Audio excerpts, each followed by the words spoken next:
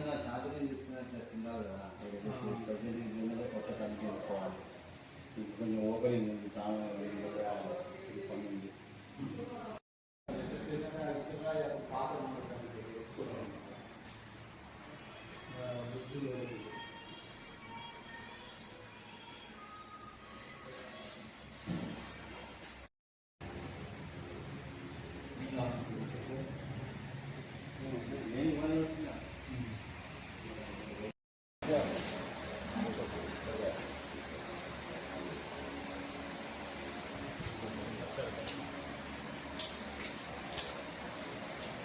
పుట్టినప్పుడు అంత వస్తుంది.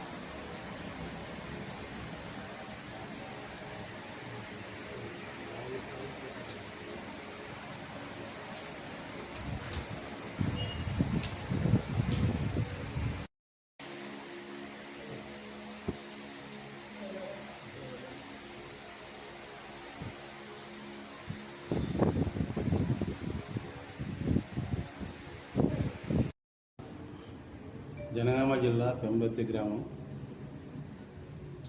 Vishwakarma brass copper silver industrial cooperative society అధ్యక్షుడైనటువంటి నా పేరు రంగ లక్ష్మణాచారి. మాది 1968లో 58లో ఎస్టాబ్లిష్ అయింది. అంటే పూర్వం నుంచి 400 సంవత్సరాల చరిత్ర ఉంది. అప్పుడు నైజాం పరిపాలనలో మా పాందాన్లు, అత్తరదాన్లు, ఉబందాన్లు అవన్నీ చేసుకుంటూ ఈ ఇంటీరియర్ డెకరేషన్ కోసం ట్రైనింగ్ ఉంది. ఇవన్నీ చేయడం జరిగింది. మా గురువు గారు ఐలాచారి వాళ్ళు 1978-80లో నీలం సంజయ్ గారితో నేషనల్ అవార్డు తీసుకున్నారు. మా సొసైటీలో చాలామంది మెంబర్స్ స్టేట్ అవార్డు గ్రహీతలు ఉన్నారు. ప్రస్తుతము మా సొసైటీ నుంచి ఏంటంటే నంది అవార్డ్స్, ఫిలిం అవార్డ్స్ ఇవన్నీ అవార్డ్స్ కూడా మేమే చేసుకుంటాము. ప్రజెంట్ కూడా ఇప్పుడు డీజీపీ ఆఫీస్కి మనం పోలీస్ సేవా పథకాలు, శౌర్య పథకము, మానవ సేవా పథకాలు, సేవా పథకాలు ఇవన్నీ కూడా ప్రతి సంవత్సరం మనమే చేస్తున్నాం, రెగ్యులర్గా చేస్తున్నాము. ఏపీ తెలంగాణ కలిసి ఉన్నప్పటి నుంచి కూడా మనమే చేస్తున్నాం. ఇప్పుడు కూడా మేమే చేస్తున్నాము. మా సొసైటీ అనేది దాదాపుగా దీనికి చరిత్ర ఉంది. ఏంటంటే పెంబర్తి అంటేనే హస్తకళలకు పేరు ప్రఖ్యాతి గాంచినటువంటిది. హస్తకళలు అంటే పెంబర్తి అనేది ఇది అందరూ తెలుసు. ప్రపంచ ఖ్యాతి గాంచినటువంటి ప్రపంచ తెలుగు మహాసభ అయినప్పుడు కూడా పెంబర్తి నుంచే మెమోటో తయారు జలగంగాల ముఖ్యమంత్రి ఉన్నప్పుడు మెమోటో తయారు చేయడం. తర్వాత పివి నరసింహారావు ప్లీనరీ, కాంగ్రెస్ ప్లీనరీ తిరుపతిలో పెట్టినప్పుడు వారు చేయడం జరిగింది. తర్వాత ఎన్టీ రామారావు గారు తెలుగు మహానాడు పెట్టినప్పుడు వారికి కూడా మెమోటో సప్లై చేయడం జరిగింది. చంద్రశేఖర గారు పూజారులు ప్రజెంట్గా చంద్రశేఖర గారు ముఖ్యమంత్రి ఉన్నప్పుడు యాదాద్రి దేవస్థానం టెంపుల్ వర్క్ మనకు పోవడం జరిగింది. అది కూడా దాదాపు 1-2 కోట్ల ప్రాజెక్టు వర్క్ అది కంటిన్యూషన్ అవుతుంది. ఇంకా ప్రజెంట్కి ఇతర తొడుగు జరిగినాము. వెండి సిల్వరీ తొడిగి చేసేట్టున్నాయి.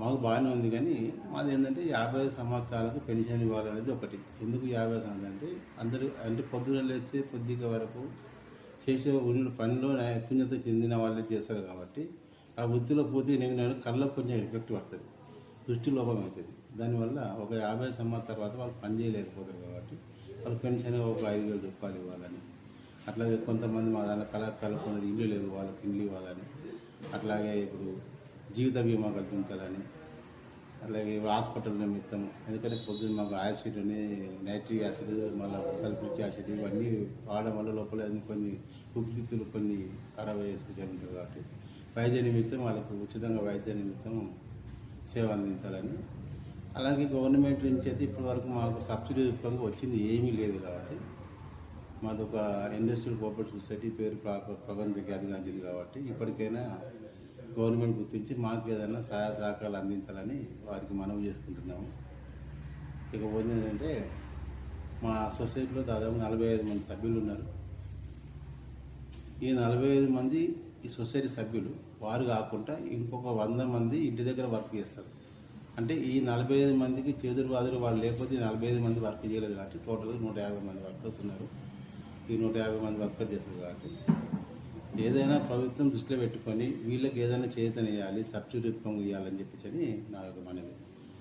రా మెటీరియల్ ఉందండి. ఒకటి రా మెటీరియల్ ఏంటంటే డైరెక్ట్ కంపెనీ నుంచి మనం తీసుకుంటే 650 రూపాయలు పర్ కేజీ పడుతుంది. మనం బయట రీటైల్లో కొంటే 850 రూపాయలు పడుతుంది.